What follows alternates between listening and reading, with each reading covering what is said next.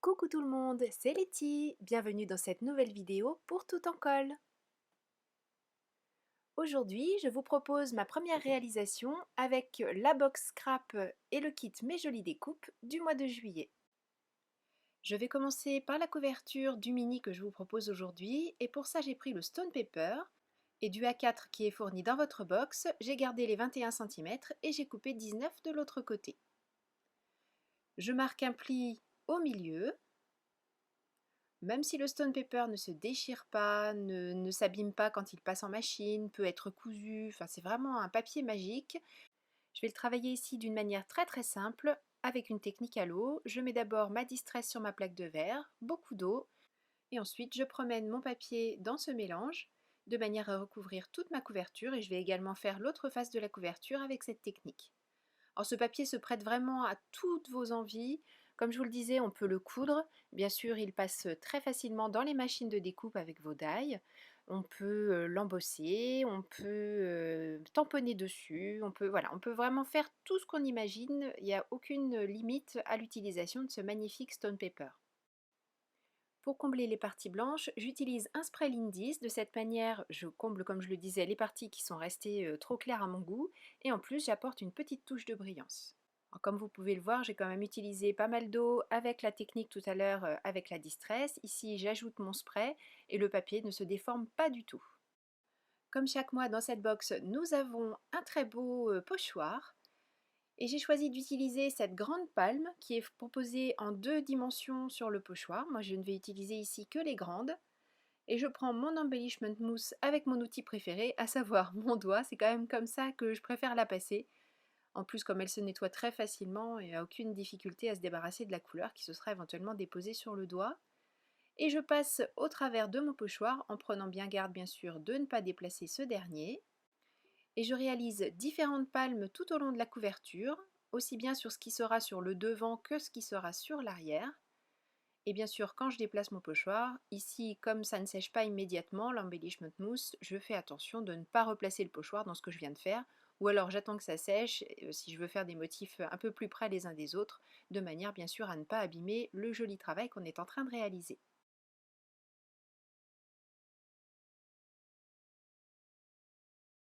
On laisse la couverture sécher tranquillement, et pendant ce temps-là, on prépare les pages qui vont être à l'intérieur de notre album.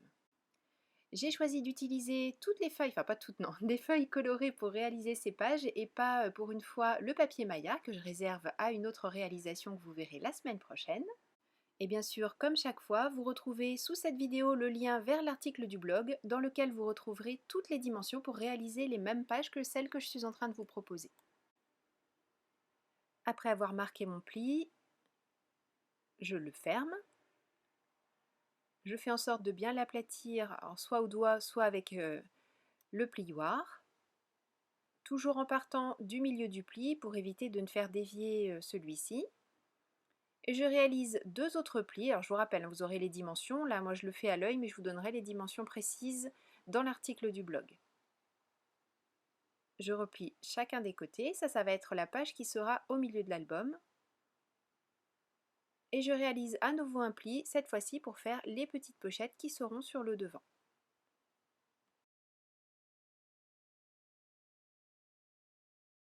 Je vais faire 2 petits plis en angle qui se verront quand on ouvrira donc cette partie. Pour ça, je fais 2 repères en utilisant soit une règle, soit ici mon tapis de coupe. Je prends mon massicot, je mets les repères le long du guide de pli et bien sûr, j'utilise la petite molette pour les plis et pas celle pour couper parce que on n'est jamais à l'abri de faire une bêtise. Et même chose pour la page en vis-à-vis. Et voilà pour la réalisation de la première page. La plus grande sera dans ce coloris. Je vous montre ici juste le résultat final. Je vous rappelle pour les dimensions, tout est sur le blog. Alors on a réalisé en premier la plus petite, celle-ci était la plus grande, donc il nous manque celle qui va venir au milieu. Et j'ai choisi ce joli coloris qui se marie très bien avec les 2 autres. Et on va enchâsser les pages les unes dans les autres avant de les installer dans la couverture. Pour l'habillage, je vous montre surtout l'habillage de cette partie-là. Je vous ferai faire une petite visite à la fin, bien sûr, pour que vous voyez tout ce que j'ai mis au niveau déco. J'ai pris toutes mes mesures. je découpe toutes les parties et avant de les coller, bien sûr, j'encre les bords de manière à faire un rappel avec le papier de fond que j'ai choisi ici, d'où le choix d'une distress dans les coloris violets. Et puis pour habiller les bords du papier, éviter que la tranche blanche ne soit une transition trop flagrante et pas très jolie à l'œil par rapport à la couleur de base du papier que j'utilise et la couleur de la page que l'on a réalisée tout à l'heure. Bien sûr, pour coller tous ces morceaux de papier, j'utilise ma colle à pointe fine. J'ai juste ajouté un petit carré de mousse sous le triangle de manière à faire en sorte qu'il ne soit pas complètement posé sur la page et puis donner un petit peu de volume. Pour les pochettes de devant, tout simplement pour les former, je mets un trait de colle de chaque côté et je rabats. Voilà, pas plus de colle que ça, de manière à garder bien les anses au milieu. Et puis de toute façon, du fait du pli, j'aurai bien deux petites pochettes, enfin quatre en fait, puisque tel que l'on a plié le papier, on a une pochette devant et exactement la même juste à l'arrière. Alors j'ai pas choisi ce papier innocemment, voilà, quand on met les pages les unes dans les autres, ça fait un rappel avec la plus grande que l'on voit ici à l'arrière. Et je continue ma déco, tout simplement en mettant de grands aplats d'un papier un petit peu différent de celui que je viens d'utiliser, avec davantage de motifs. J'ai choisi le papier avec tous ces adorables petits paresseux et le toucan. Il est 17h. Et comme d'habitude, je mets mes marques avec mon crayon de papier, je découpe au massicot, j'encre et je colle. Et bien sûr, cette fois encore, j'ai fait attention de bien faire un accord entre l'encre que j'utilise et le papier de base de ma page. J'ai bien avancé dans l'habillage de mes pages, je vais pouvoir commencer à mettre tout ça dans la couverture. Je fais des repères avec mon réglé, mon crayon de papier dans la petite page qui est au milieu. Je perce ces repères à l'aide de mon perce-papier. Et il n'y a que pour ces deux premiers trous que j'utilise vraiment le réglé. Pour le reste, je centre correctement ma page. Je marque mon papier au travers des deux trous réalisés et je fais comme ça jusqu'à la dernière page en faisant bien attention de bien positionner mes pages. Si vous préférez prendre les mesures, il n'y a absolument aucune interdiction bien sûr. Et pour percer la couverture, j'ai utilisé la plus grande des pages que j'ai placée de la même manière que ce que l'on vient de faire ici et fait des trous avec mon perce-papier. J'ai mis le fil qui est fourni dans la box au bout d'une aiguille. J'ai repéré le sens dans lequel je souhaite que ma couverture apparaisse. Je passe au travers de la couverture, puis au travers des trois pages, de la plus grande à la plus petite. Je passe mon fil ensuite dans le second trou et je fais un nœud. Je n'ai pas tout de suite coupé l'excédent de fil, tout simplement parce que je n'avais pas encore à ce moment-là décidé de ce que j'allais faire exactement avec ce fil, si j'allais accrocher quelque chose ou pas. Donc pour l'instant, je laisse toute la longueur. Je referme toutes mes pages et je m'aperçois que c'est bien, j'ai choisi de faire la couverture la première, mais une fois que tout est fermé, malheureusement mes pages dépassent un tout petit peu. Mais bien sûr, une scrapeuse n'est pas arrêtée par un si petit détail et je vais vous proposer une solution. Alors ma solution est toute simple, j'ai utilisé le reste de ma feuille de stone paper que j'ai collé au bout en collant sur trois côtés de manière à réaliser une pochette et la partie de droite viendra se poser par-dessus les pages. On ferme ensuite le devant de la couverture et de cette manière, tout est bien enfermé. Pour faire la pâte de fermeture, j'ai choisi d'utiliser de la Fimo cuir. Noël vous en a déjà parlé dans le live notamment. J'ai réalisé un petit aplat que j'ai fait cuire. Je le découpe à la taille dont j'ai besoin. Alors bien sûr, elle se coupe, elle passe avec nos die dans les machines de découpe en fonction de l'épaisseur que vous avez réalisée, bien sûr. Donc je coupe une petite partie, ça ne se casse pas, on a fait des tests, je dis on parce que ma fille était très curieuse de découvrir tout ça aussi et donc on lui a fait subir, décidément on aime faire subir des choses pas sympas à tout ce qu'on utilise, que ce soit le papier ou ici donc la Fimo. Donc on a fait des tests d'étirement, des tests de torsion et elle a résisté à tout, donc voilà, une chose de plus acquise dans la scrap room. Et pour coller ma Fimo, j'utilise des points de colle. Alors j'essaie de vous montrer ça en détail, mais pas trop près non plus, sinon on ne voit rien du tout. Et ces points de colle me servent également à fixer les aimants qui sont fournis dans votre box. Je préfère mettre deux petits points de colle. De cette manière, je suis sûre que tout collera bien correctement. Alors j'ai mis les deux aimants pour le moment, tout simplement parce que vous savez que j'ai l'habitude de faire ça de manière à bien fixer le second aimant dans le bon sens. Ce qui m'est déjà arrivé avant d'utiliser cette technique de coller des aimants en inversant les polarités, ce qui fait qu'ils se repoussaient au lieu de s'attirer et c'est pas vraiment ce que l'on souhaite pour la fermeture d'un album. Je mets à nouveau des points de colle sur l'aimant que je vais fixer cette fois-ci au reste de la ceinture. Je colle sur ma fime au cuir.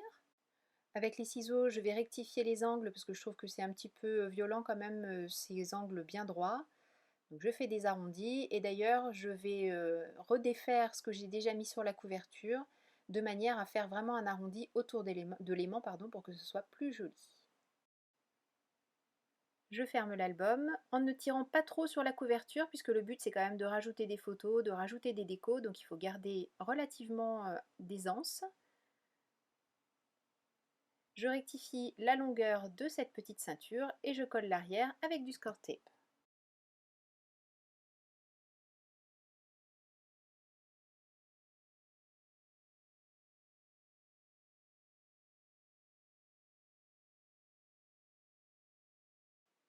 On peut maintenant faire la visite. Sur la couverture de devant, j'ai rajouté les mots ambiance tropicale et le palmier. Ici, vous pouvez voir que les petites palmes en embellishment mousse sont toutes brillantes.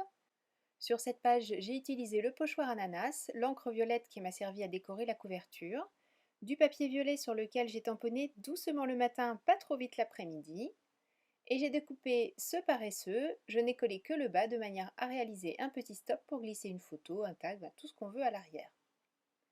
Sur cette page, juste un des tags, toujours des papiers à découper collés sur le haut.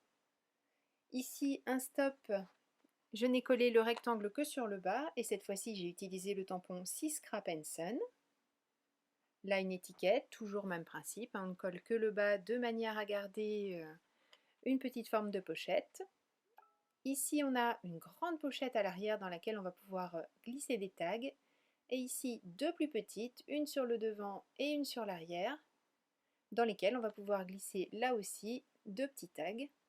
Et sur la droite, vous pouvez voir que j'ai réalisé le tampon toucan qui est trop mignon et je l'ai mis en couleur avec les crayons de couleur.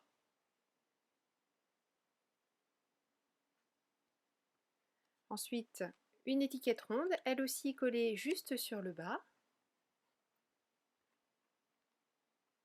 Des grands rectangles sur lesquels on va pouvoir venir coller des photos. Ici, à nouveau un tag collé juste sur le haut. Le rabat derrière lequel depuis j'ai collé à nouveau une petite pochette sur la gauche et sur la droite avec le pochoir j'ai réalisé ces feuilles de Monstera en utilisant tous les formats qui nous sont proposés et toujours l'encre violette et bien sûr la pochette que l'on a gagnée en utilisant ce rabat en ajoutant un morceau de stone paper.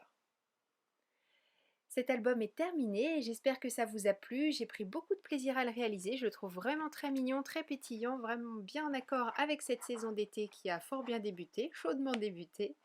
Merci beaucoup d'avoir suivi cette vidéo. Je vous souhaite de très beaux moments de scrap. Prenez bien soin de vous et surtout, créez et partagez. Gros bisous. Bye bye.